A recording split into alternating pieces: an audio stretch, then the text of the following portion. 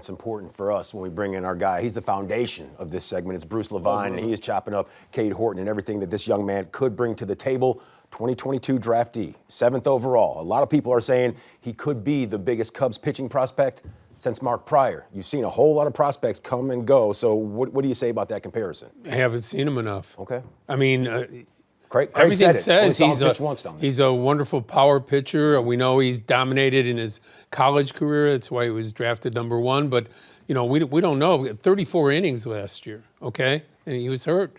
So he's coming back. He's dominated pretty much the last 3 times out. You know, 15 strikeouts, 3 walks, last 3 starts.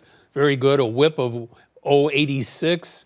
You know, so for the year, so they think he's not going to come up and walk people. That's the key, Cliff, with young guys. You know, don't come here and get nervous, start walking the whole place. No, I think the biggest thing is you're getting a guy while he's hot, right? He's pitching well. These guys were hot. These guys were huge hot. debuts. I faced them.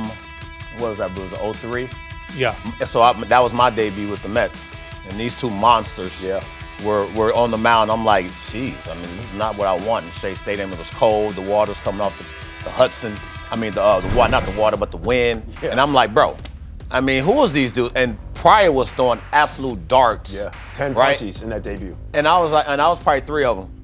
But Kerry Wood, the curveball, it was these dudes were just it. And so when you look at Cade and what he's doing right now, small sample size, we haven't seen him, but I think the biggest thing is if you get these type of dudes with the big arms that has the confidence, it could be, you know, lightning in the bottle for these guys, right? Just for the simple fact that they that good. Here's the assumption. The assumption is he's starting tomorrow. I don't think we've been told he's going to start. Okay. He might be coming in tomorrow or Sunday, the second pitcher. They might use an opener. Boyd's normal day is tomorrow. They could move him up to that.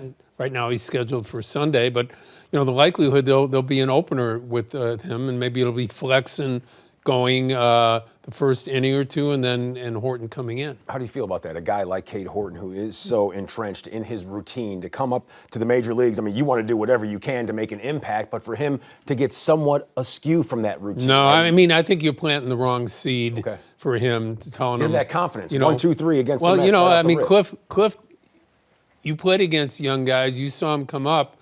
You know, what does it do for a young pitcher to hear, well, we're going to, you know, the first 3 guys we don't want you to face. We tell everybody, right, don't overthink. What do you think this is doing? Makes him think.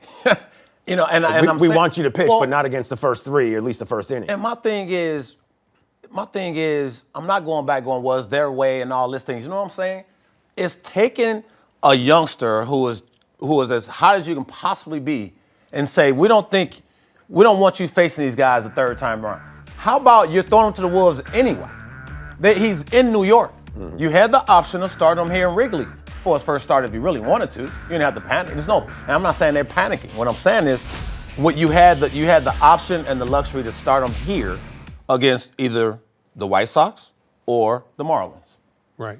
That's how I see it. So show that confidence in Cade Horton. You know what? Get this first inning, go out there and attack these New York Mets and get after it. He's facing. Ready. Yes. Yeah. You don't bring a dude up unless he's ready. Right. And you know what? If he doesn't do great, so what? I mean, you know, Kerry Wood came up in his first start in 1998, and he didn't even go 5 innings. Okay. 4 starts later, he struck out 20 guys. I don't like it. Okay. Sure. So what do you think the ultimate success for Cade Horton? How will that affect the overall success for the Chicago Cubs, Bruce? Well, I don't know. Is he going to be an impactful guy? Is he going to be able to go whole season after 34 innings? Are they going to hold him at 100? Right now, they need a starting pitcher. Here's what they need. They lost their number 1 and number 2 starters. They need an impact guy to go in there. Sure. This guy can be that. So they're giving it a shot. I'm with him on that, you know. Let him go. Let's see what we got. I like that. I don't think I've ever seen Bruce actually lean forward. And I mean, you're not you know lounging what? right now. You're getting a little fiery when it comes to this topic. You don't want to lose. Let him go. Plenty of rope. What they're doing. Okay. I mean, they're playing great baseball without 1 and 2 in the rotation. That typically never happens. Right. I mean, you're seeing it in New York with the Yankees. But when you think about where they are and how they're going about their business, like if you don't go get that front line, this is your guy. This is the next best and I want him with 0 thoughts. You got 2 good catchers that can call good games behind the dish. Like let this youngster go do him. And he's another power arm to go along with Brown. Okay, Sure. so they love power arms. Brown's coming along. You know, he's starting to find his way. Let's see the next kid come up here and start blowing some people away. I will say the last thing I'll say. At the big league level, you do have to change sometimes how you go about your business. Some guys come up and they stars in the minors, and then you come up and you platooning. Sometimes come up and you starting as a starter, then you got to go to the bullpen. We've seen it happen. I just don't think you see it with these type of dudes are in separate categories. Yeah, well, your big league debut, because so I was a number one prospect in the minors, and right? when you finally got the call, I get the call. Felipe Luke goes, when I was with the Expos, he goes, "You coming off the bench at first." No, I mean, it stinks. Yeah. But I think it's How did different. your career go? Uh-oh, and there it is. Look at It ended up a being fresh okay. face, Cliff Floyd. But you know what? Like, and hey, these dudes with power arms, and I'm saying to myself, man, you gotta Where's get the that. pitch selection at, man? Listen, I mean, you see, I'm taking that. You gotta get off me. Get off the hands. Did it work out? Oh, Oh, ring him up!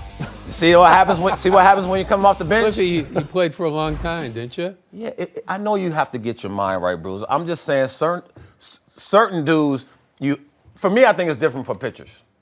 I think agree. when you think about a starter, and he's coming in. This guy is no bullpen pitcher. No, this He's is a a starter. stud. This is Yeah. a guy that can take you over the hump. Yeah, they're not bringing him in for an inning at a time at this point.